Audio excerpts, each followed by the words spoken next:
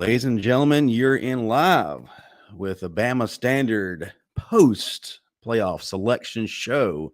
If you would, before we do anything, go ahead and hit like, subscribe, get in that live chat because I'm sure a lot of you folks are ready to talk and express your opinions. If you're watching the replay, please jump in the comment section, express your anger, frustrations, or I saw this coming down there. As always, we are brought to you by Workspace Solutions and Altmount Financial Partners.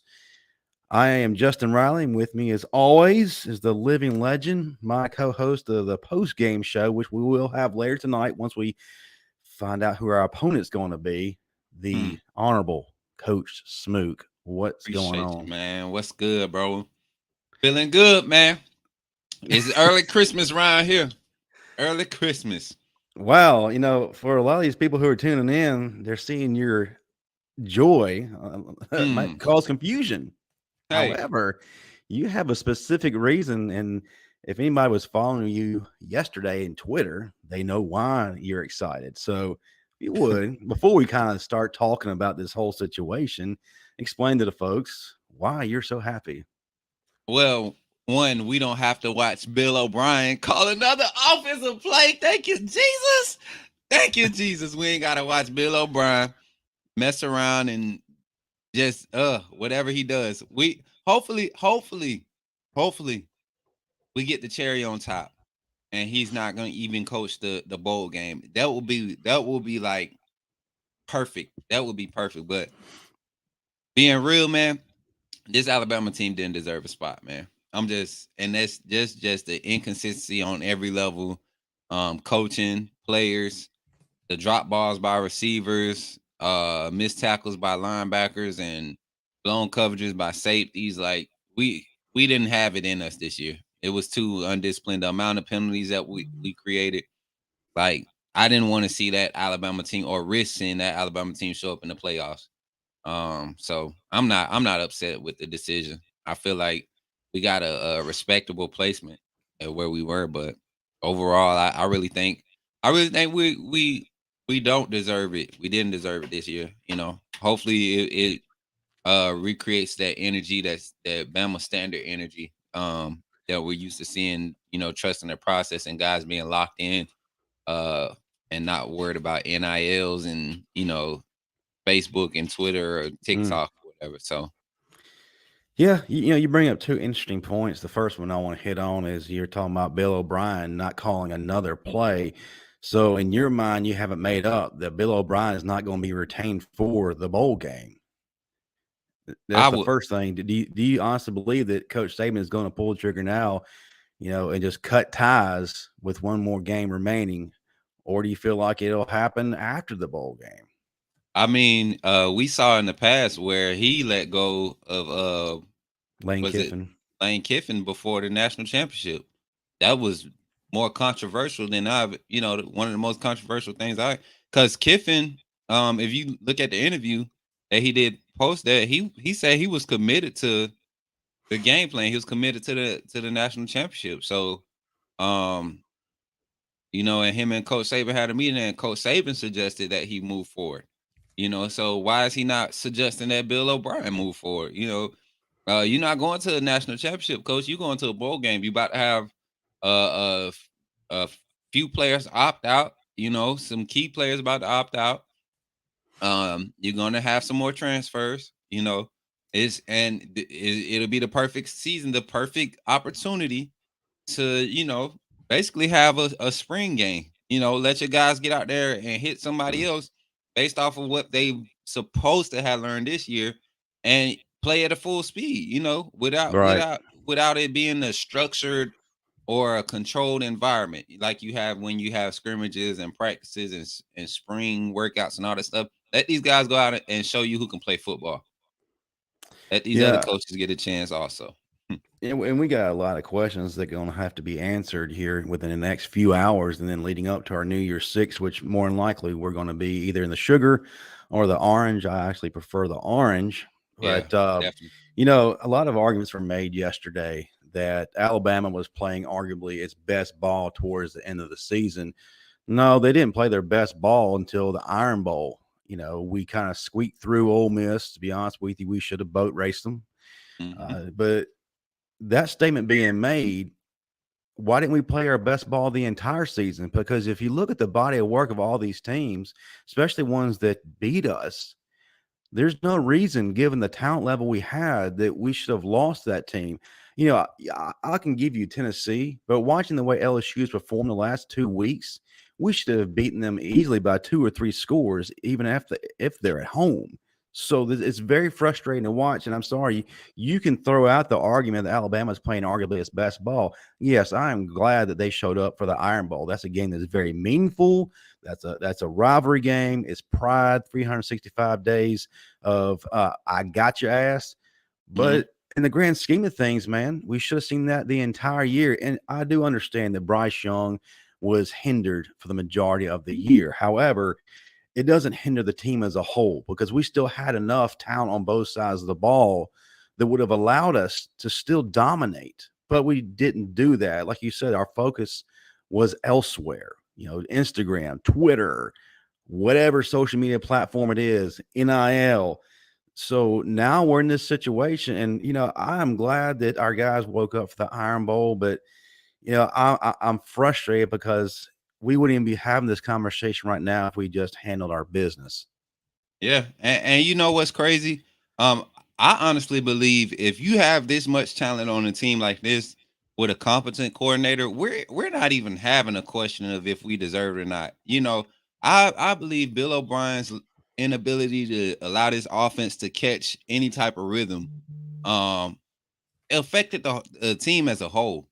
And if you I mean, look at the past 3 national championships, man. Those have each national championship year.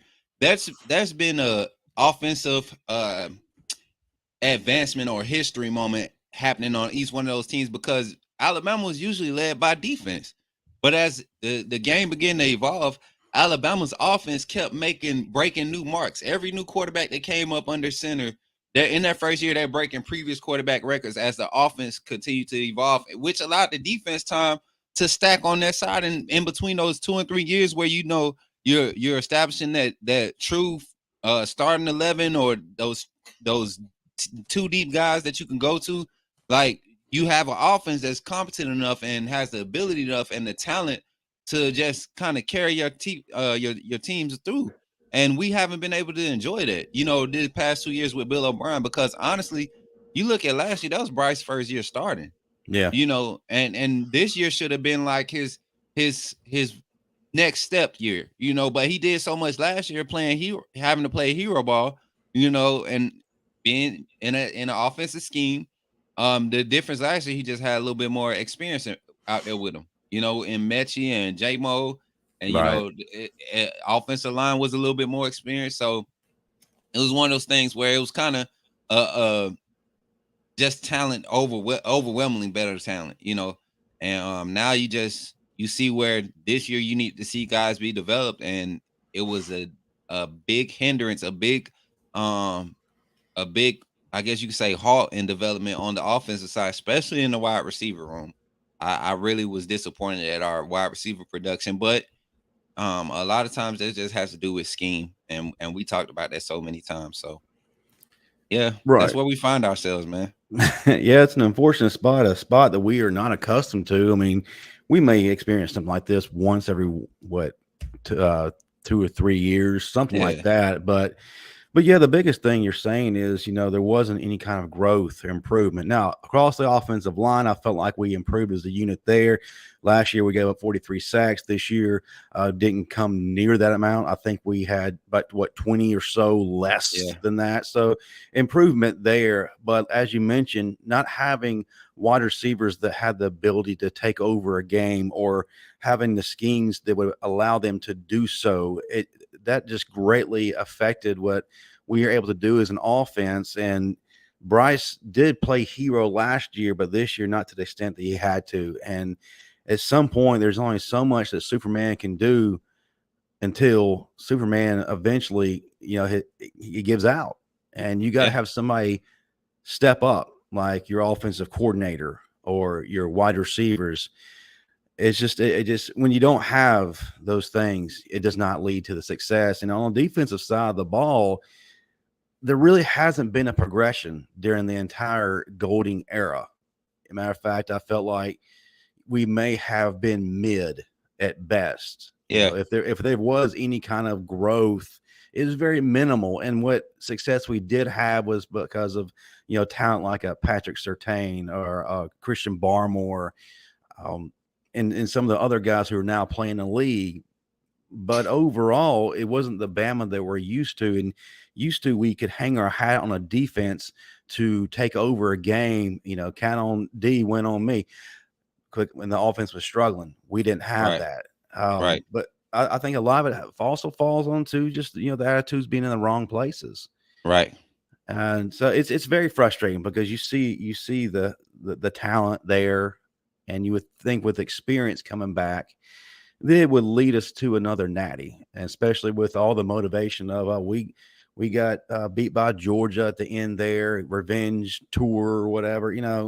That's all great for clickbait and Instagram visits, but if that's not really what your heartbeat is, then don't bring it to the forefront. But yeah, folks, right now the playoff rankings, if you've missed them, is number 1 Georgia, number 2 Michigan, number 3 TCU, number 4 Ohio State, 5 Alabama, and 6 Tennessee.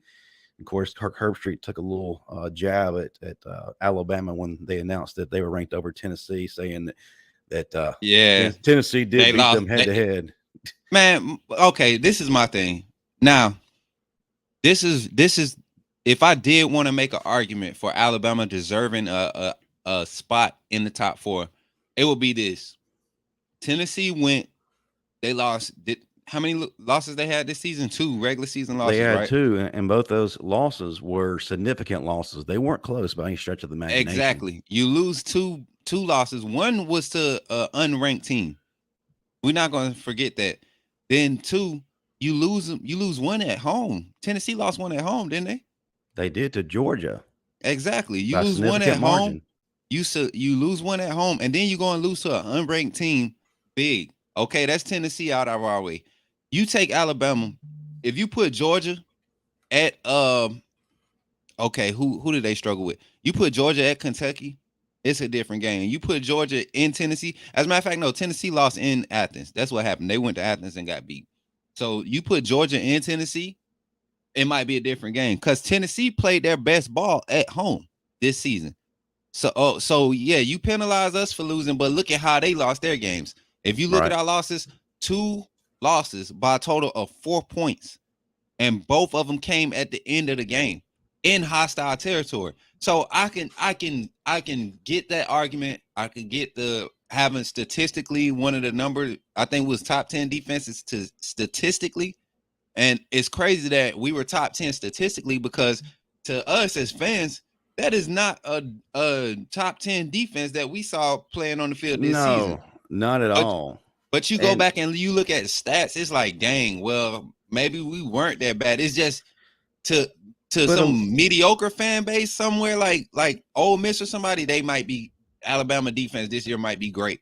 But to Alabama standard, from what we used to, from Pruitt, Smart, what's the dang, what was the defensive coordinator in 96? Man, they had some headhunters. Golly, I forget that guy's name. Defensive coordinator in 1996. 96. Golly, what's his name? Mike DeBose was the defensive coordinator in 1996. If you want to go back that far, yeah. Like, bro, that's when, bro, headhunters. When I say like just headhunting, we didn't have that this year. We didn't have a lot of plays behind the line of scrimmage. So, but you go and look at statistics, man. It's like we look like a pretty good defense, and that's why I tell people don't always look at the numbers. You got to look. The numbers tell you where to look on the field. Henry To'oTo'o was like second in tackles on our team. But how many tackles did we see this guy miss? Solo tackles did we see this guy miss a game? He probably averaged 12 missed tackles a game. So it's just like it just depends on what you think of what means more. Is it the numbers or is it the actual proof on film that matters? And then that's where the committee weighs a lot of their opinion when they picking these teams. Is like the numbers do matter to a certain degree, but what you see on field does matter, and a lot of those people have never played a down of football in their life. So, you know, Right. And in terms of the defense having a top 10 ranking, you got to realize that a lot of the defensive success we've had has been against lesser offenses that just weren't that good. And, we played a lot more of those teams per se than we did the elite offenses. And against the elite offenses, we didn't fare too well. Like, Tennessee, first team that comes to mind, dropping 52 points and giving up, I can't remember the yardage offhand, but a top 10 defense, even if they're in the top 10, it's not going to allow that to happen. Against Auburn, we give up 318 yards rushing. That's not top 10. And so you can't really argue that. And I hate that we're having to talk about it, but it's crazy to think. But yeah, we had our opportunities and we didn't capitalize on them. Now, as far as the losses go, or as far as the top four goes, I look at TCU. It's funny to me that they're not even penalized for losing a game if it's during the regular season. You get that loss, you drop down to number 4 not number 4. You drop down to number 6 or possibly number 7. You lose in a conference championship game, you don't budge. And Sonny Dykes is saying in his press conference yesterday, we shouldn't be penalized for going to our championship game. Well, let's just say they were penalized. I'm sorry, if you lose, you get penalized. But in this case, TCU's in. They weren't penalized at all. They were given a do-over, and now they get to play Jim Harbaugh in Michigan, which will be an interesting matchup. Now, as far as Ohio State, Coach Saban made the comment yesterday, how did your team lose and win? Okay, Ohio State had two things against them that I felt like would allow Alabama to have more favor going into this selection. They lost at home, they lost late, and they got skull drugged by Michigan. That right there is an argument. Like you said earlier, we lost 2 games by combined 4 points, and we did it earlier in the season. Ohio State performs this way, and they're rewarded. So, what's your so thought there as you smile? so I fight and to be the other guy. I'm gonna be the other guy. The other To guy. go against what you're saying is same thing happened with Alabama. What it was 2017. We missed the SEC championship, but was number 4 going into the playoffs. But you And got to argue that then too. We had a lot of injuries, Ohio State got injuries. Ohio but we State we had we also they didn't had get skull drug either, like Ohio State did. But I'm sorry, go ahead. we lost though. We lost though in the regular season. We couldn't even we did like Ohio State did. We couldn't even go and represent our division for the conference. You get what I'm saying? So at the end of the day, when you look at what they've been able to do on film to everyone else compared to what we did to everyone else on our schedule, Ohio State gets the nod because they have been more consistent. We have not. Once again, like if you you can't go to any game this season, a meaningful game this season with Alabama in it, and pop the film in and watch it and compare it to a meaningful game during Ohio State season and say, okay, Alabama looks better than Ohio State. Our best game does not look better than Ohio State's best game. And I'm talking about against a conference opponent or non-conference opponent. Because even Utah State, we still look suspect. Even Louisiana Monroe, they were moving the ball on our defense like it was nothing. So it's like you got to pick your poison. Do you want to possibly see if Ohio State Michigan game was a fluke, or do you want to see inconsistent Alabama go in and not know who's going to show up? Against Georgia. So me personally as a fan, I would love to see. Of course, I would love to see Alabama, but you gotta play both sides of the fence when you're talking about favoritism and all this stuff. Like Ohio State got exactly what we got. You show up as the best team every week and you drop one late that keeps you from going to your conference championship. Doesn't mean that you're not one of the top 4 best teams. And it just played out for them. It played out in their favor. We all knew USC was overrated, you know. Same. I think that year, was that the year TCU and Baylor were 3-4 when we were number 5 coming I into the believe playoffs? I believe so, yes, and they got So snubbed. So yeah, yeah, I mean, this is their get back, I guess, if you wanted to characterize it as anything. hey, perfect year to do it so we can get Bill out the door. I'm telling you, man, that guy, the moment that ranking came out that we weren't going, he should be saying his goodbye. Like he should be being escorted out the facilities right now. Like as we speak, Bill O'Brien and Pete Golden could be right behind him, honestly. We got a chance to Well, do something new, man. We got to. And I heard about Pete, so hopefully that's true too. oh yes, for those of you who are not aware, two things which kind of involves Pete Golden. One, Deion Sanders has accepted the position as head coach at Colorado. And now the rumor is that he's going to be pursuing Pete Golden.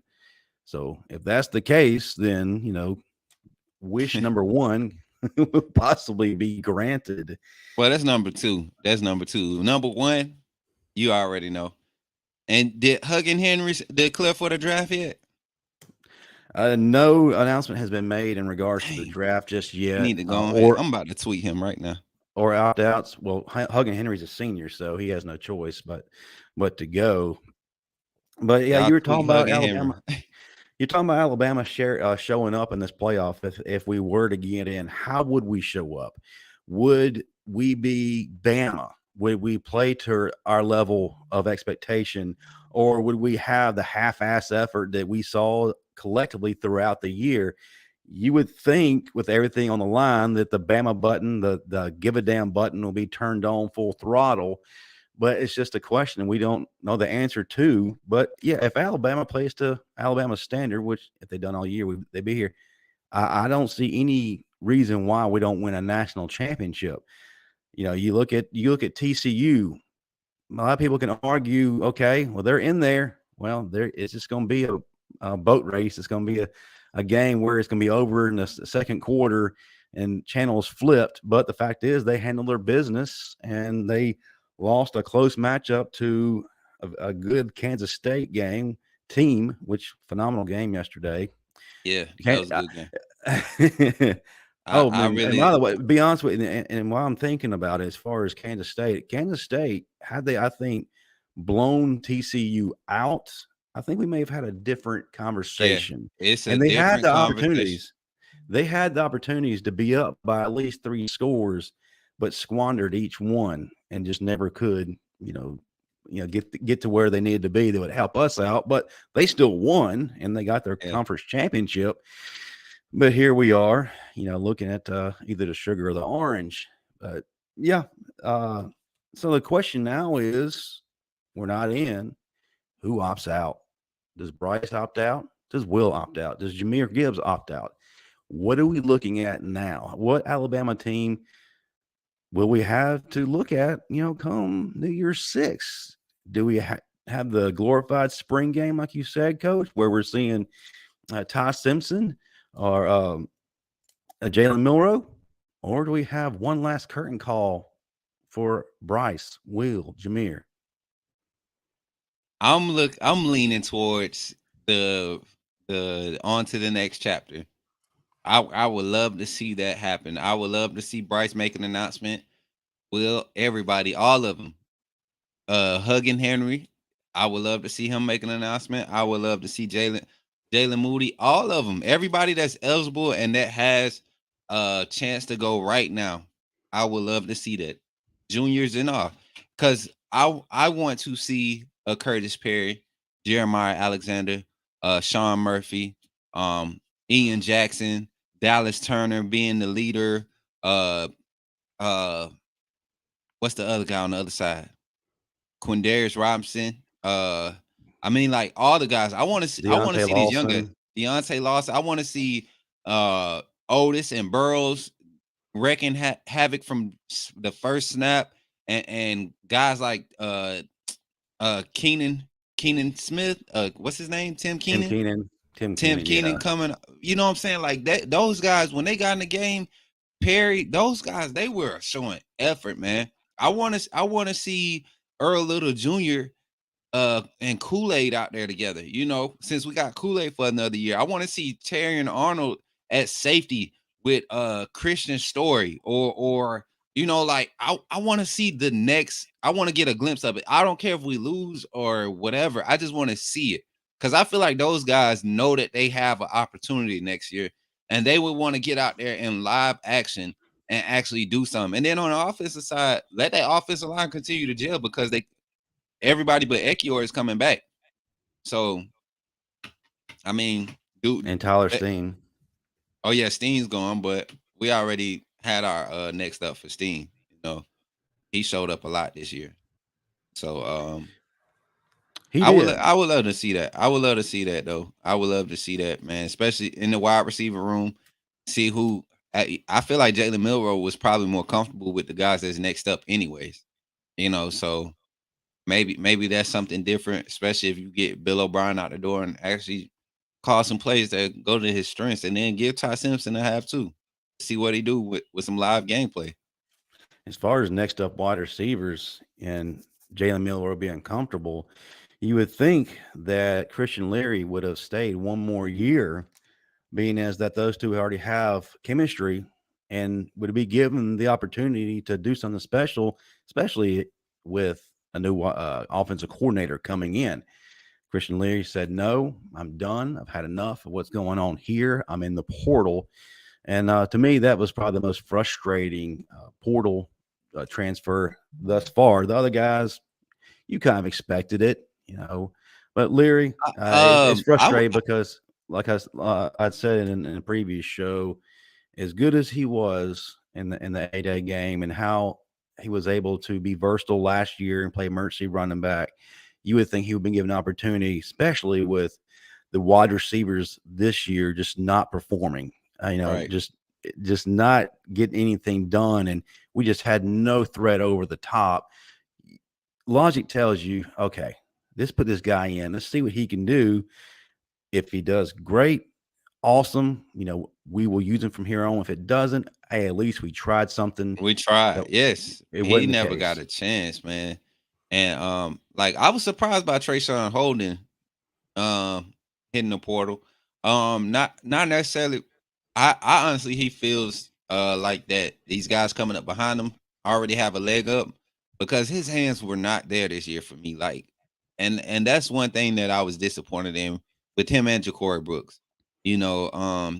I watched their high school film and I got to see a couple of their games that were nationally televised, and their ability to attack the ball in the air was remarkable to me. That's the first thing I noticed, because what they were displaying this year is what these kids are doing now, trying to catch with their arms and not using their hands. And like Ja'Cory Brooks, especially, but holding in the portal, that one kind of surprised me. But I think he had a feeling that, some of these guys like Aaron Anderson and Prentice and Shaz Preston, like I feel like that boy's gonna be cold too. So Amari Nee Black, I feel like they're gonna end up making him a big X receiver instead of leaving him at tight end.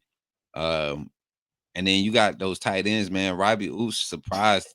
I think he opened the eyes of whoever that staff is, and he's probably going to be more of a key player. I can see him having a Brock Bowers type season next year, which with the right coordinator.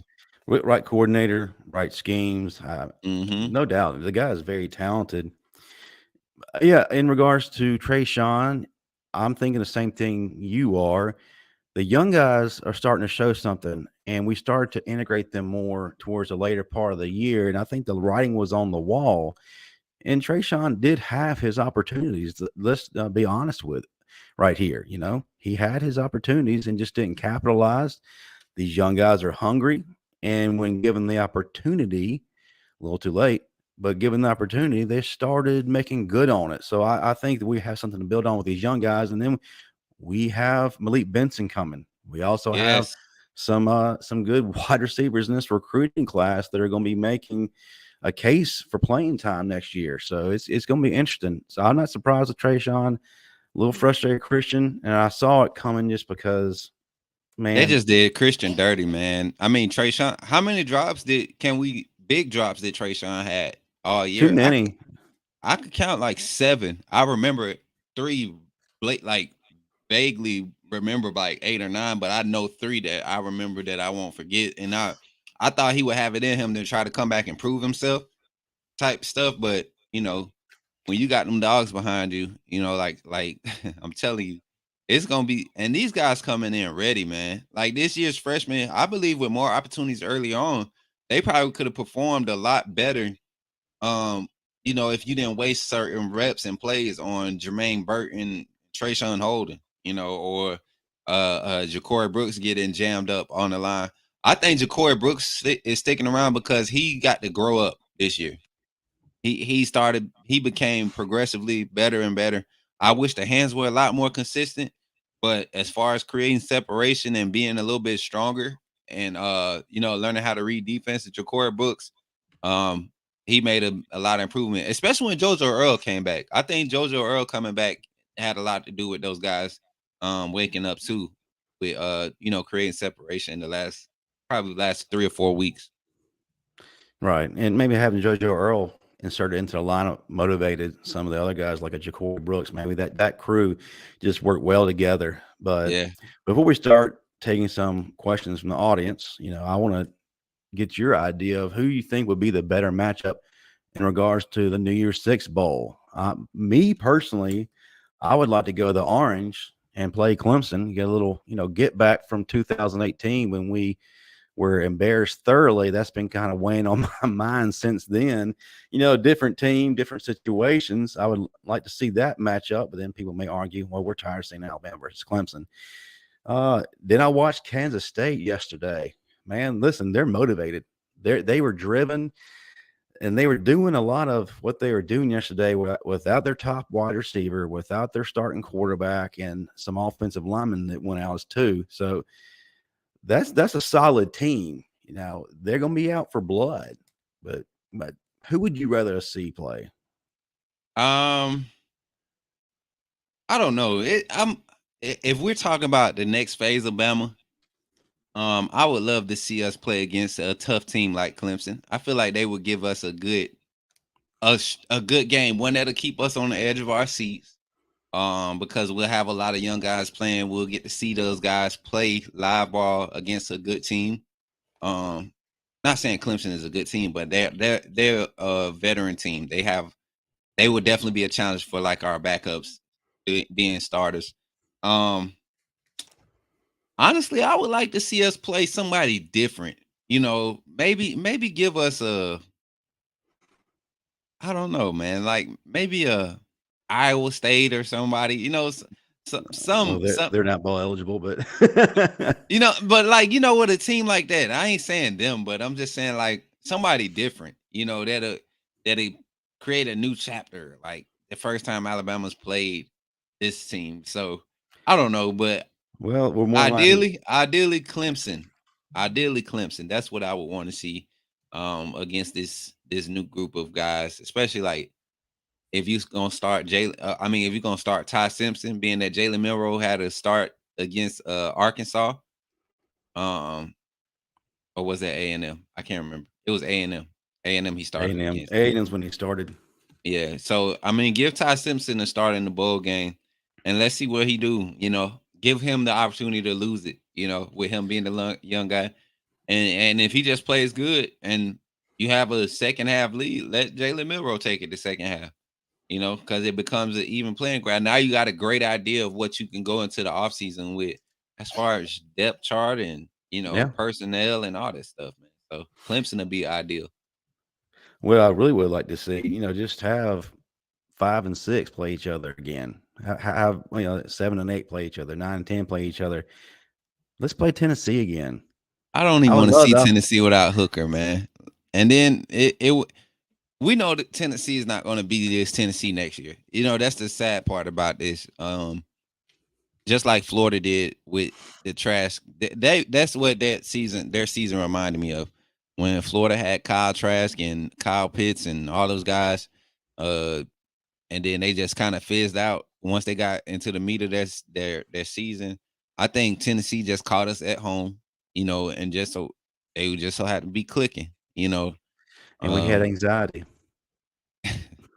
Please stop, man. We're letting that go. We are not going to the playoffs, so we don't have to hold on to anything that happened to this season, y'all. I'm telling y'all, let it go. Bama fans, everything that happened, from the first game against Utah State up until the Iron Bowl, it wasn't real.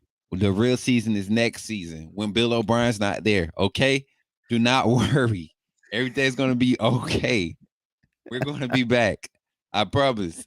Trust me. Marking. Hey, clip it. Next year, this time, we won't be having this conversation. We'll be talking about get ready for the playoffs. Trust me.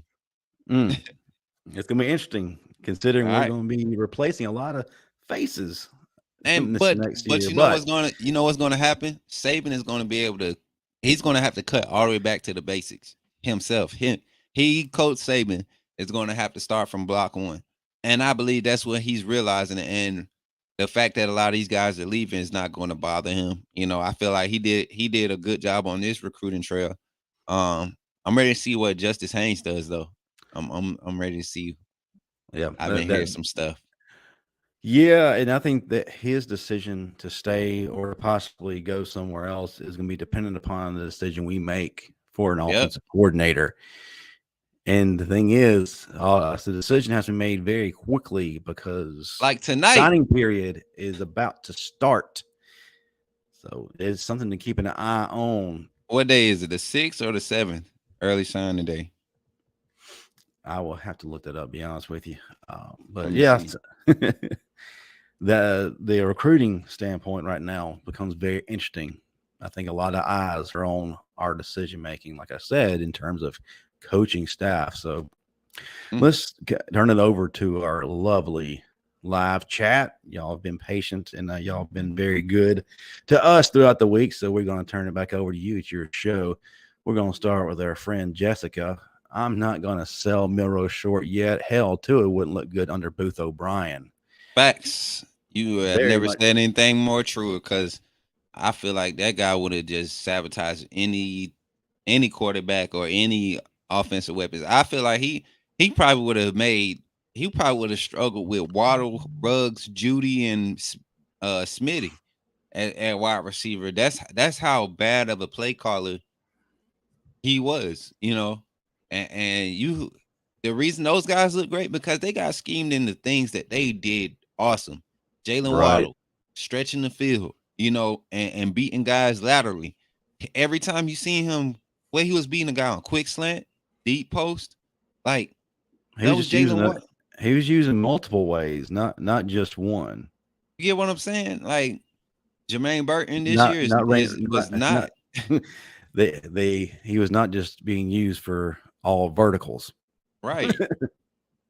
I mean, then he tried Bill O'Brien trying to call all verticals with guys who run 4.6s, 4.5s. Like we got strong jump ball wide receivers out there. Throw him a jump ball. Put him in scheme to run a back shoulder if you want to try to stretch the field. Make him give him the back shoulder at the stick. Stop trying to make him go 15, 20 yards downfield. That's not their strength, especially when Right.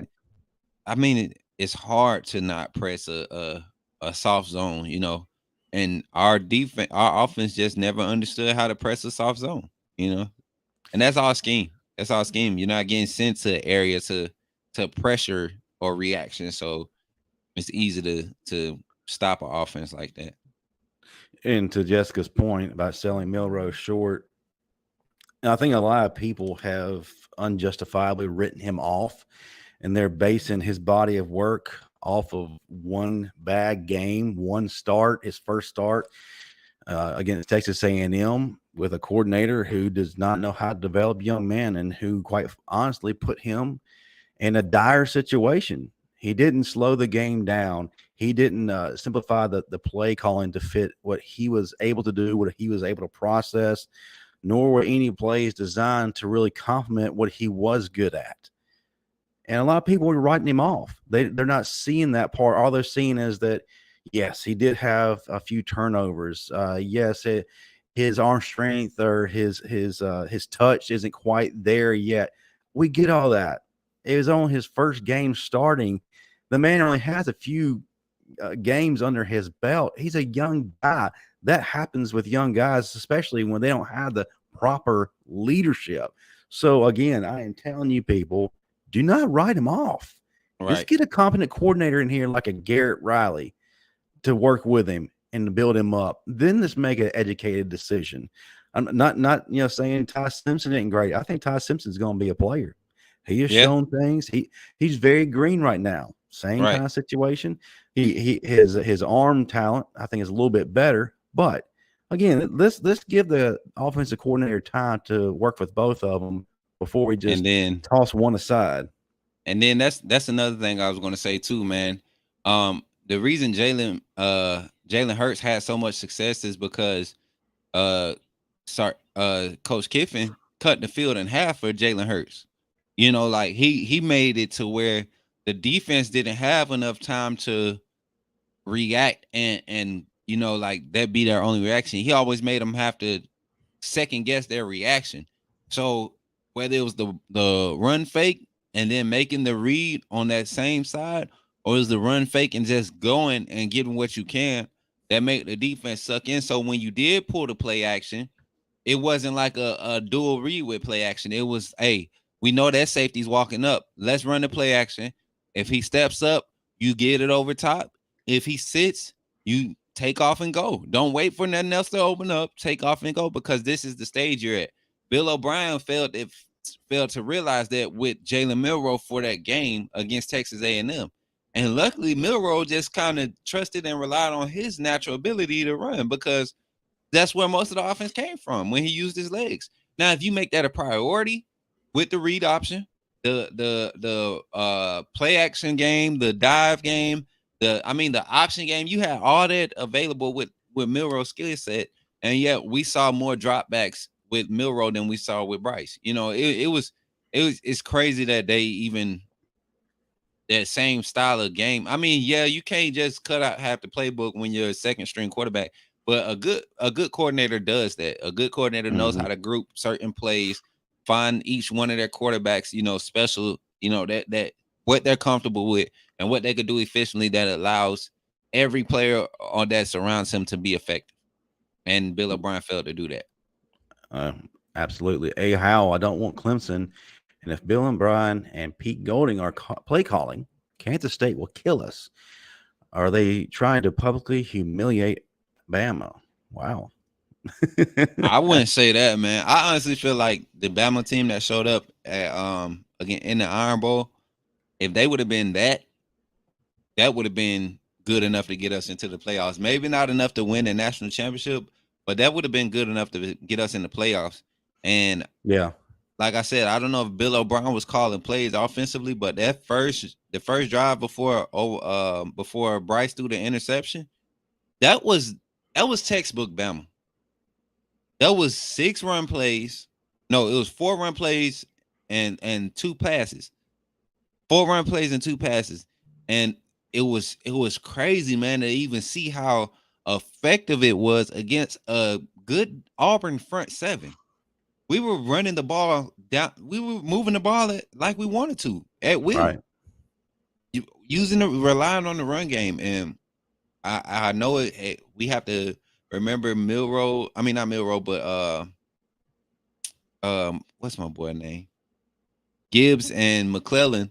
They didn't have a rough season with running the ball. They didn't get used a lot. So imagine if we would have used those legs against Tennessee, Texas. Who else? LSU, like all those games weeks ago.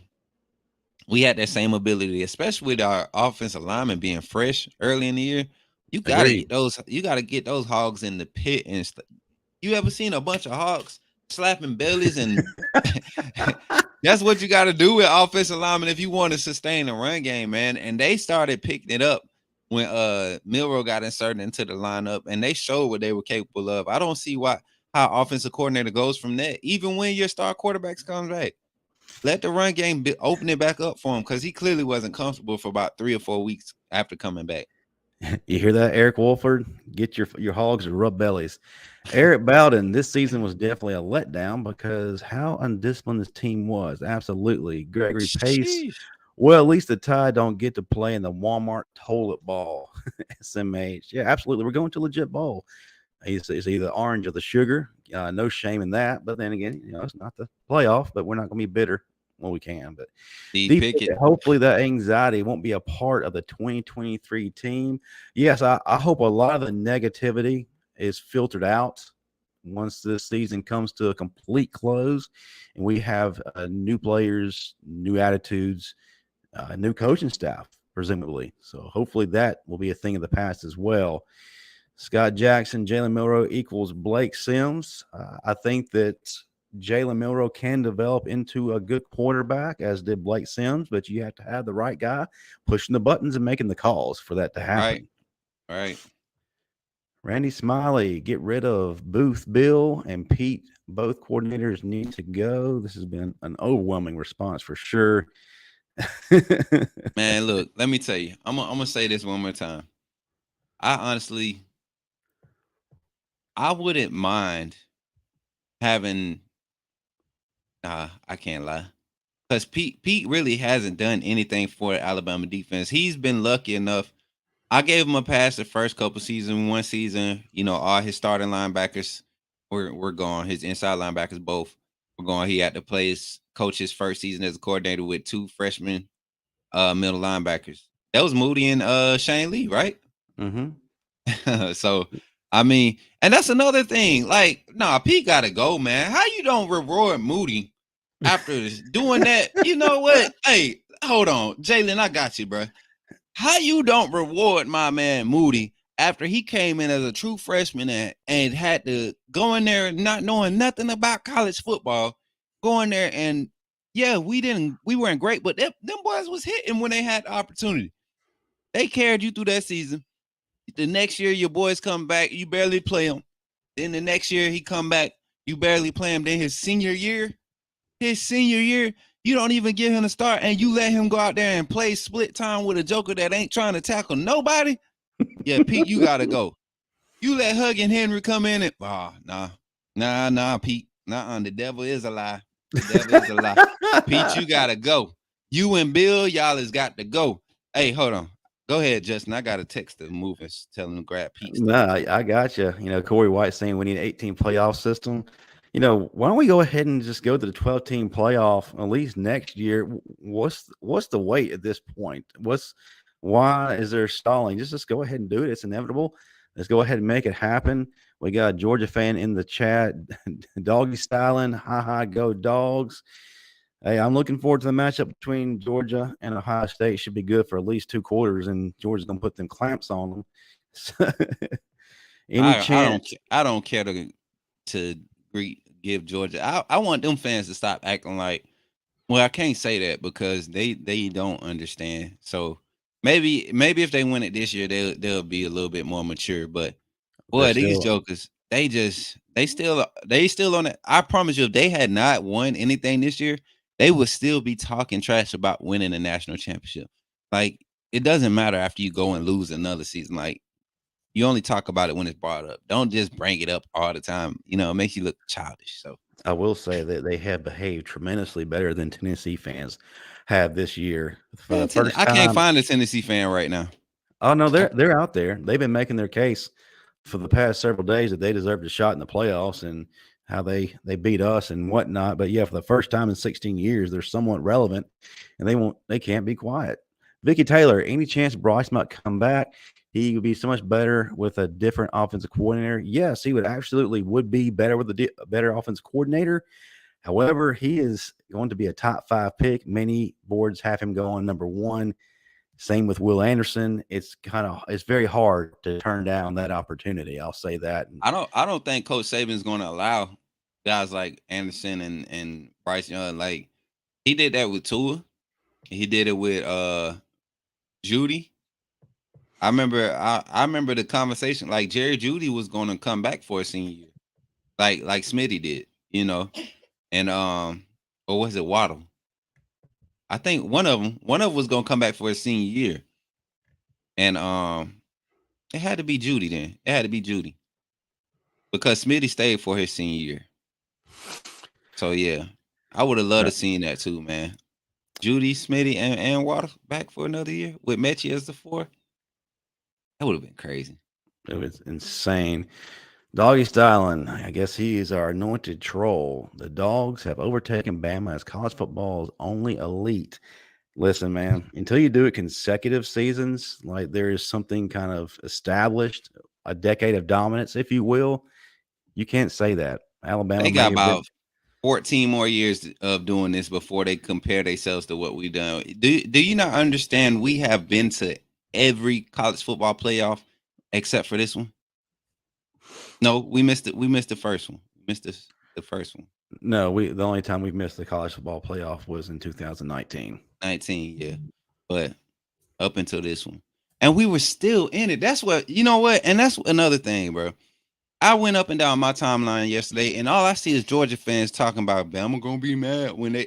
Why are y'all worried about? No real Bama fan wants to see this team go to the play. Honestly, like for real, I did not want to have to watch Bill O'Brien call another play. I did not want to have to watch Pete Golden look lost on the sideline again.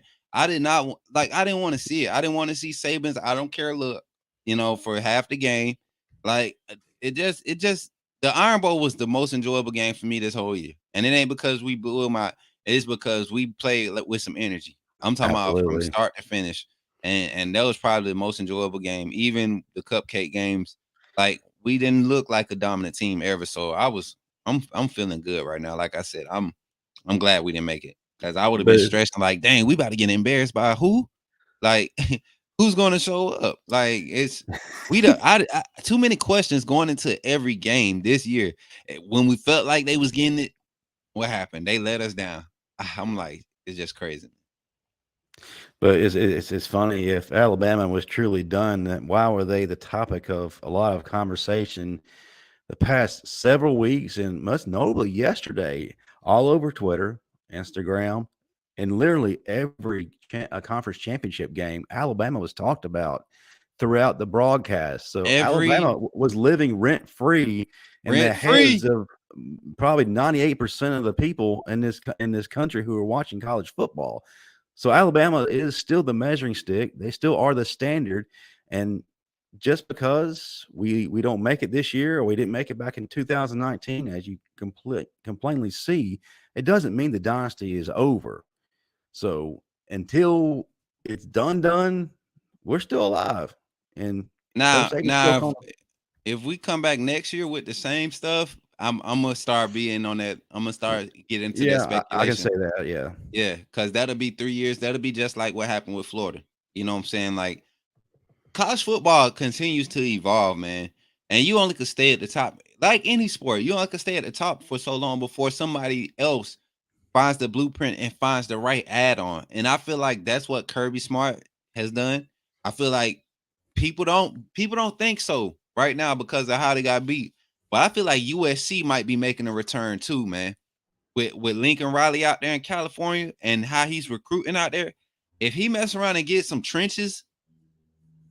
guys in the trenches on both sides of that ball, USC will mess a lot of SEC team ups right now. Like right now, they would give against us the way they like to play. They put the ball in the air and the type of play action that they use. They would give us a game. If we beat them, it will have to be in the trenches. And it's teams like that you got to look out for here in the future. And those coaches, they're coming out of a lot of these trees, man. A lot of these great trees. So Well, and USC had a lot of success because they actually, had a made to order team in the transfer portal. yeah. I mean, what Hey, coach is able to come into a situation like Lincoln Riley and he's toting an All American quarterback and two All American wide receivers with him in the transfer portal? Hey, but then they turn around and they recruit though. They turn around and they recruit the same year that they hit the transfer portal. They recruiting good that year too. So I mean, it's gonna be something if they could start keeping Alabama out of their backyard for quarterbacks and stuff. Like that'll be when you know that they're really on the rise. When they could start getting guys that's in California and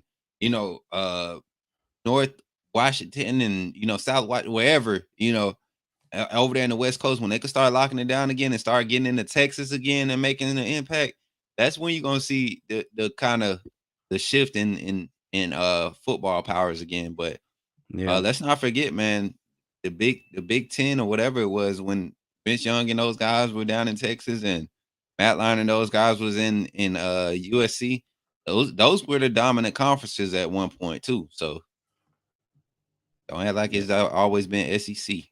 Yeah. John McMillan, we have already briefly touched on this. Will we see both Jalen and Ty in the bowl game? If, in fact, Bryce decides to opt out, then I think we'll see both of them. Honestly, I think that we should give them kind of a play by committee situation and see who performs the better, and let that be the results be what carries us into the A-Day game, and let's build off of that. Eric Bowden brings up a very good point. Moody entered the transfer portal after last season, came back and still got benched. That's definitely That slap in the face. I think my guy Sean from Huntsville, me and him were talking in the chat one day, one game, and it was I can't remember which game it was. We were looking bad. We were looking bad, real bad. I want to say it was like it had to be like Vanderbilt game or something. It had to be like but we were looking bad. We were winning, but we were looking bad. And Henry To'oTo'o was missing so many tackles. But he was That's jumping a on lot top of of the games, though. pile. He was jumping on top of the pile late and stuff and celebrating after jumping on top of the pile. And we both like so many comments came in about, man, where's Moody? Where's Moody? And then you go and put Moody in the Arkansas game where we kind of needed that physicality. And every play that he was in, he made an impactful play. And the one time he misses a play on, trying to make a read and got beat on the little quick out on the goal line, like Toa gets beat like that 90% of the time he's on the field. So my question is, how do you overlook a guy like that? Like that to me, that would hurt recruiting.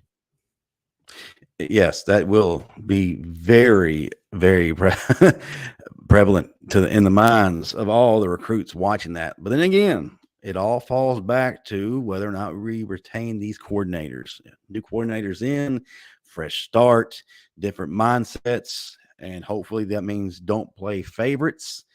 We got another troll, and looks like a Tennessee fan. Bama is not in the playoffs. He. How many playoffs has Tennessee been in? I'll wait.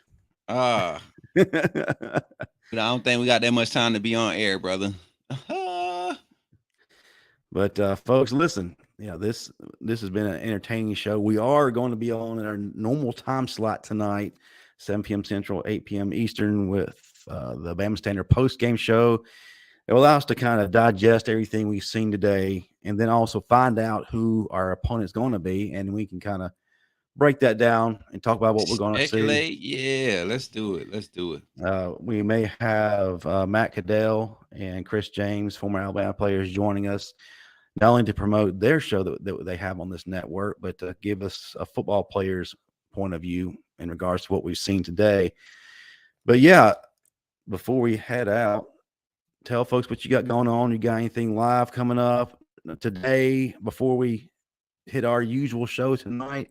No, I'm not doing nothing today, man. Other than this show, I got a new lineup coming out here in the first of the year. And then it's kind of in collaboration with what we'll be doing together. So y'all be on the lookout for some new announcements and stuff. But definitely continue to follow the social media platforms at Coach Smook on every social media platform. If you see me on there, it's really me. I don't think I have people creating new accounts of me yet. So y'all help me get famous so I could get like that. But nah, yes, for real though, man. We're a family here. So folks in the chat who are loyal to us, be loyal to Coach Smook. Be loyal to the people that we support in their own ventures, because we're. Can I read this comment by Jonathan? Yes, you can. Tennessee's best season in years is a down season for Alabama. That's what I want us to remember as Alabama fans. We have been in a state where 10 wins is a bad season. Kentucky wishes they had 10 wins. Tennessee wishes they had 10 wins. Like, does Tennessee have 10 wins? I think they're 9-3, right? Yes, they have not had. Yeah, they're 9. Yeah, they're 9-3. See, like, come on, man. Like, if your season is at least we beat Bama, that's a good season for us. Like you gotta understand, we came in as the number one team. Did we look like number one team? No. Real Bama fans saw it from Utah State. Like, when are we going to show up as the number one team? The number one team never showed up this year. Even the Auburn game is the performance we had that game. It was good, but that wasn't number one team status. Yeah. And what Georgia's doing is remarkable, but we've seen that before. That's why it bothers us. That's the only thing that bothers us. It's not that Georgia is better than us. It's that Georgia has the same talent we have, but they have a different level of execution, and we're not used to seeing that in other programs. So you're right. We're gonna see if this is be the saving year. 2023 should be. If it's not a turnaround year, we might have to start looking into that drought. Like until we get another big hire, until we get a second coming of Saban. Like they said, Saban was the second coming of Bryant. We'll see if the second coming of Saban will be coming around here in the next 15, 20 years. Alma Taylor mentions this, and this kind of goes to a point I was wanting to make. When they beat us, it's their championship game. You see, at Alabama, guys, I want to put this in perspective. A friend of mine gave me this quote. For most teams, they just want to beat Alabama. For Alabama, we want to beat everybody. We're playing to win every game. We're playing to win a national championship, not just beat one team and then close it up and then make some inspirational video to sell to fans at Christmas. And the fact that even though we're out right now, we are still relevant in the playoff picture every single year. And with our shortcomings this season, even to the very end, we were still in consideration for the playoffs. That says something about our program. That says something to what Coach Saban has put into place. So if we're still doing these things, yeah, there may be an odd year where we don't make it, but it doesn't mean the program is done. And the thing is, as soon as the whistle blows to start things off next year, we're right back in the consideration. We're right back in the top 5. Every time. And, in the preseason rankings, the way too early predictions, the All-American lists, all that, Alabama's going to be up there. So we're not done. Yeah. It's called being rational. Tennessee beat Alabama and finished higher than them in the SC. These are facts. Alabama fans struggle with them. No, A&T, you know what Alabama fans struggle with?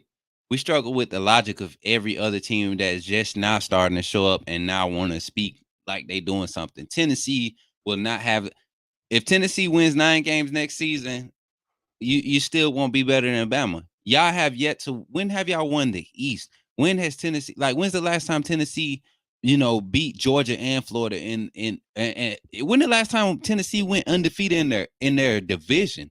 You know what I'm saying? So kill that noise. You get what I'm saying? Like, kill that noise. Y'all have been irrelevant. Y'all in Florida are like, y'all the worst fan bases in the SEC. Y'all really make us look bad.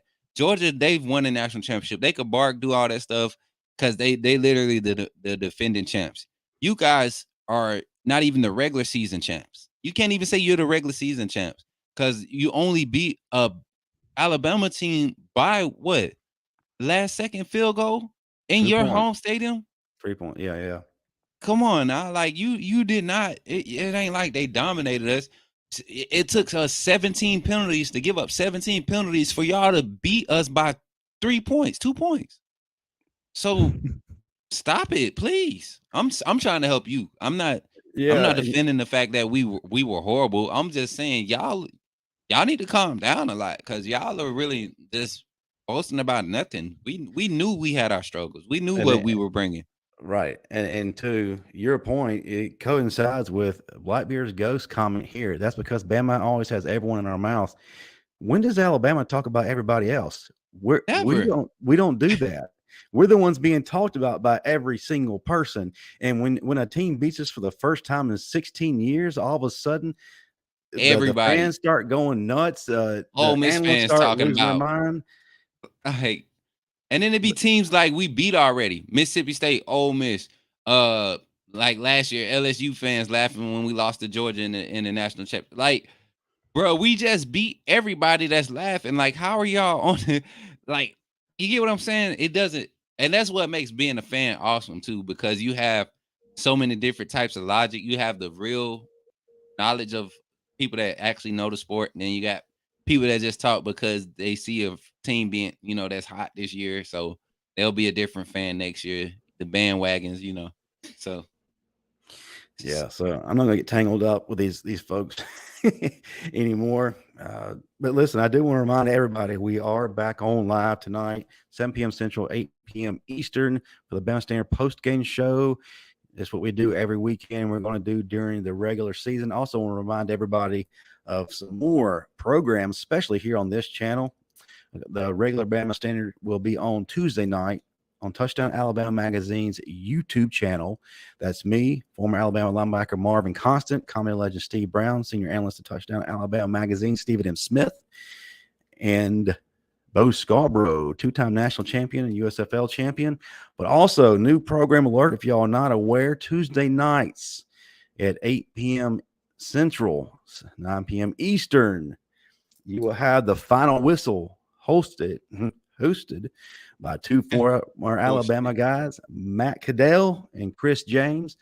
Wednesday night at 7:30 p.m. Central, 8:30 p.m. Eastern, Bo Scarborough's new show will be on. It's going to be him, Trent Richardson, Blake Sims, and Christian Jones. Wow, what a panel hosting that show. It's called The Developmental Process. Whoa. The Developmental Focus Standpoint. You definitely want to tune into that. Got a lot of things going on. It's the off season. We still got to talk about the bowl when it comes up, but doesn't mean this place is done. So if you hadn't done it already, hit the like and subscribe button. And also, if you're watching the replay, I want to hear your comments as to what you think about the playoff selection. Again, Georgia 1, Michigan 2, TCU 3, Ohio State number 4, and then it's Alabama, and then Tennessee. That's how it played out. And yes, we are disappointed that we're not in it, but given the season we had, it's kind of what we expected. But I'm not disappointed. I'm glad. I am grateful. I am glad that they didn't put that pressure on us as fans to talk trash, knowing that we had Bill O'Brien calling plays. Because I was going to talk trash like I just knew we was going to win. You know what I'm saying? I was going to be delusional. I was going to be a homer and all that stuff. But deep down inside, knowing that Bill O'Brien is up in that booth and his headset might actually be plugged in, worries the crap out of me. And that's how I'm going to end the show tonight. But yeah, folks, definitely tune in tonight. We're going to have a little bit more time, like I said, to kind of just digest things and maybe even get rid of the knee-jerk reaction, be a little more logical. Looks like Coach Smoke's already moved on. This is Christmas for him. His presence of the imminent departures of Bill O'Brien and possibly Pete Golding are on their way. Oh my God, I get excited every time I hear it. Every time I hear it, I get excited. But again, guys, be with us tonight. Tell a friend, bring somebody on. Just jump in the chat. Let's talk about some more. We got to do it, man. This is our team. Win or lose, we're still Bama. And we're still a lot better than some of these fan bases that have representatives in this chat. Right.